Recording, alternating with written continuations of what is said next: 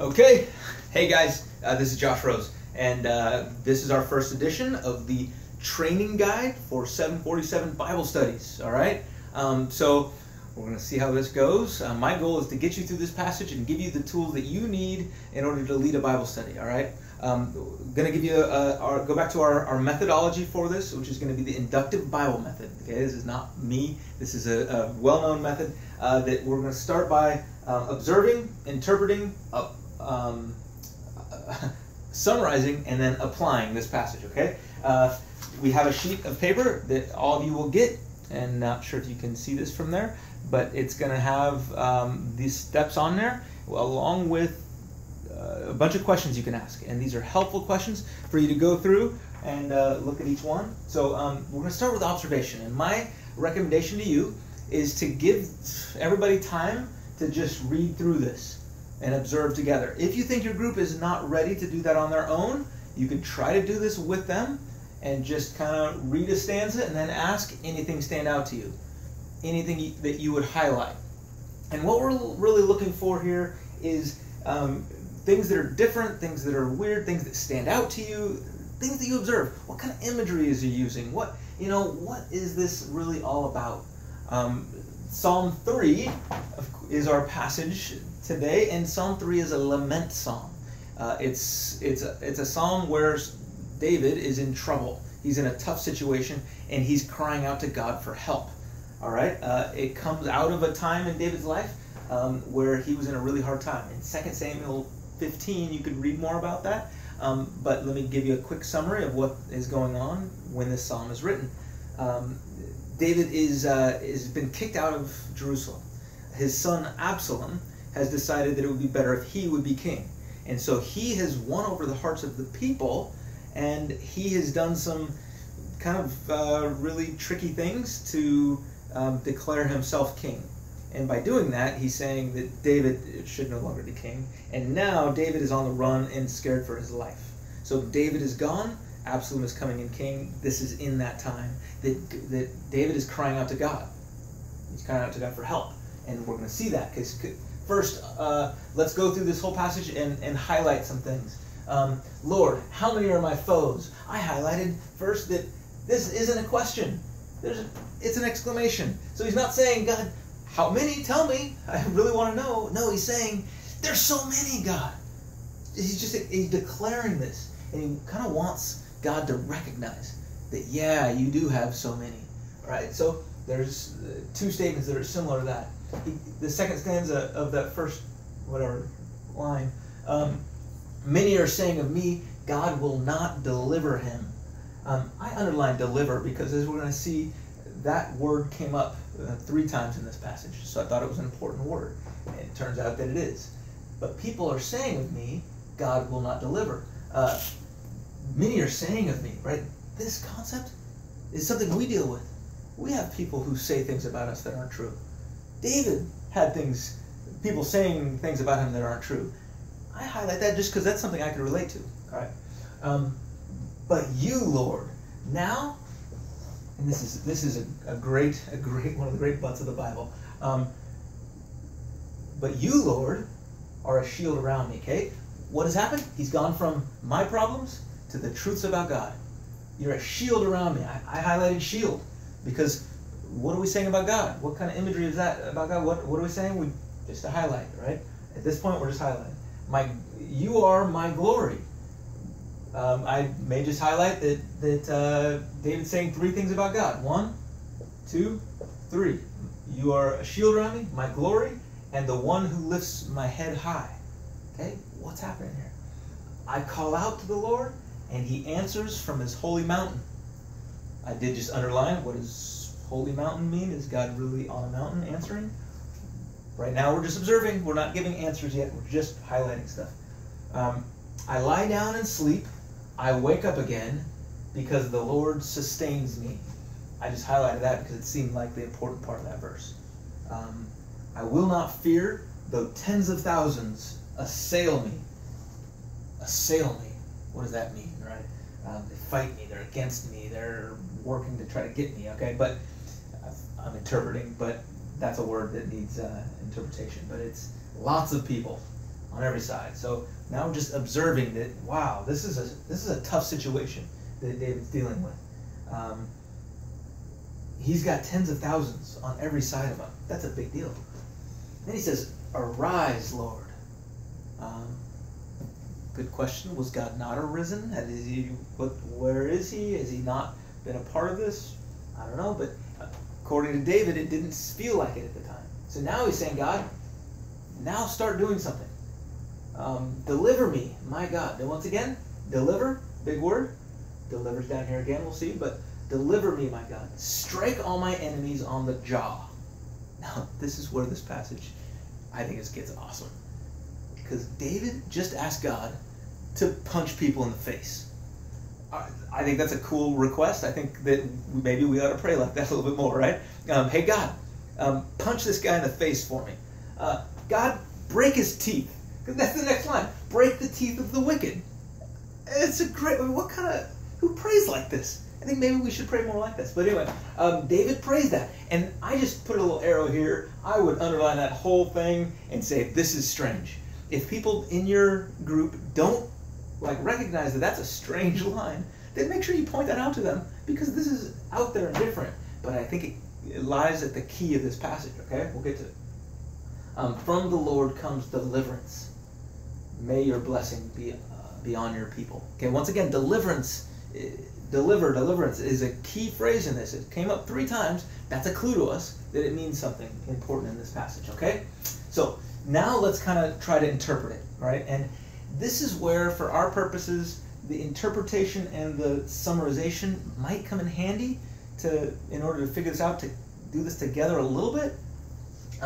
So you kind of sum up this section here.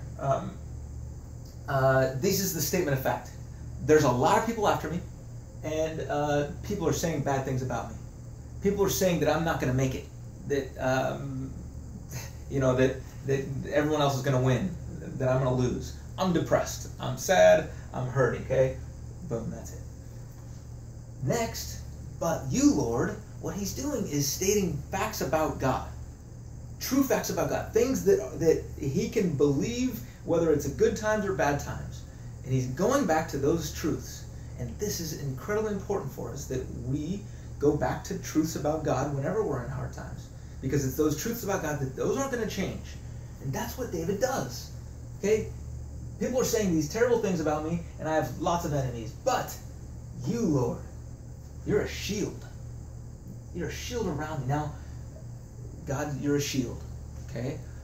That means do you deflect arrows that people throw at me, do you protect me physically as a shield, or what? How do you protect me? Well, interesting thing about this, there's a number of types of shields, right? First, there is the little shield that you hold in your hand, and you can block arrows and you can block things, but as you do that, it leaves the rest of your body exposed. That's not what he's talking about here because of these words. This is why it's very important to look at the words. The words matter, but you are a shield around me. You are a shield covering me, right? That's a cool concept. That God, no matter where I go, you've got my back. You've got my front and my back and everything. You're covering me. Great concept. You are, the second thing was my glory. And you are the one who lifts my head up high. You're the lifts my head high. Now, think about David. David is a king. What do kings care a lot about? They care a lot about honor and glory and attention, right? Now, David just lost that, and Absalom is declaring himself king. So what's David saying here? That my glory is not in my position. It's not in what I do. It's not in the fact that I was king. God, you are my glory. And you are the one who lifts my head up high. You're the one who gives me self-esteem. What is that? That lifts my head up high? Who can hold their head high is people that have good self-esteem, right? And so David is saying, it's you who gives me that, not my position and not how good I am and not what I do. Okay? Huge statements of fact, truth about God no matter what. These are statements that we can apply to ourselves now, no matter what situation we're in. So they're great statements. So he says, I call out to you, Lord, and you answer me. Just a statement about the fact that God does answer me when I call.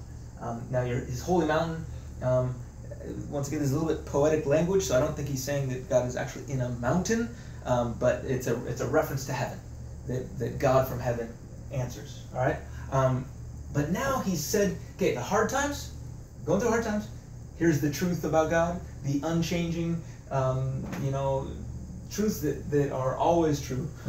And then now he's saying this is how it's happened. So it's backing up these truths, because I lie down and sleep, I wake up again, I wake again, because the Lord sustains me. So he's saying, look, yeah, there's hardships. I believe these things about God, and guess what?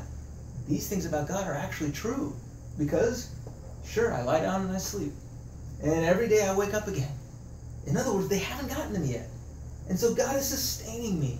God is in the process of delivering. This word is kind of tied to that God's been the one who has been coming through for me. And so even though I have these hard times, I can trust in these things because it's been shown to be true. And because it's been shown to be true, and I know these truths, I will not fear, though even if tens and thousands assail me, attack me from every side. Even if tens and thousands, that's a huge statement of faith. But now's where I think we get to the kind of interpretive key of this whole thing. Arise, Lord.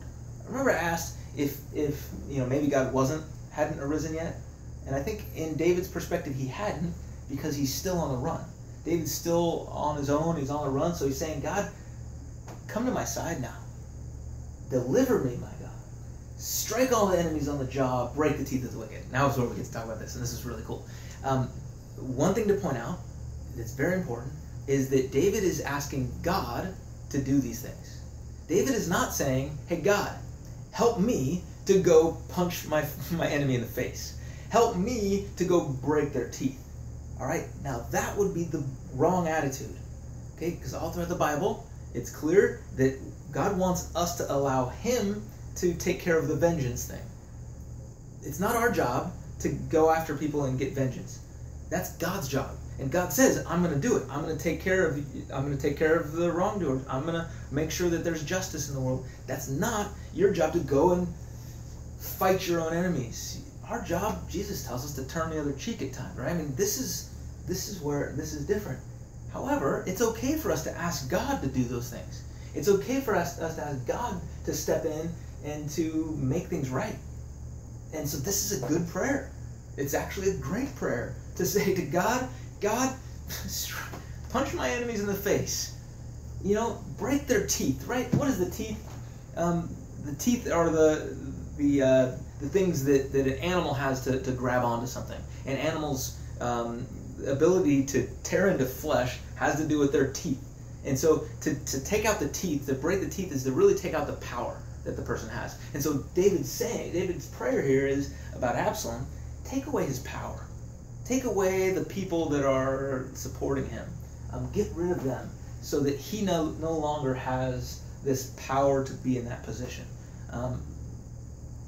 David recognizes that this is a wrong situation that he's stuck in, and he's asking God to help. And we need to know that that's appropriate. That's good for us to be able to ask God to help. And so, and he just reiterates the main point, that from the Lord comes deliverance. It's God's job to take care of our enemies, not ours. God's job. And so may your blessing be on your people.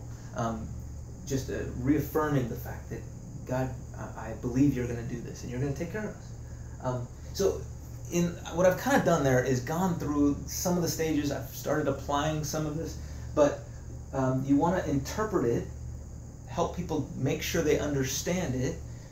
Now a great method would be to summarize this whole idea. What is this passage saying overall? Can we put it into one sentence?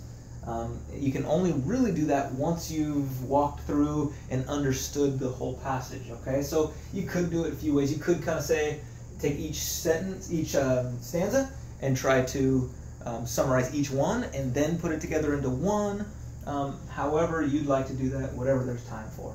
And then, of course, you want to apply this to yourself. And so within this, there's going to be little things that you can apply, little truths, but then there's going to be an overall truth.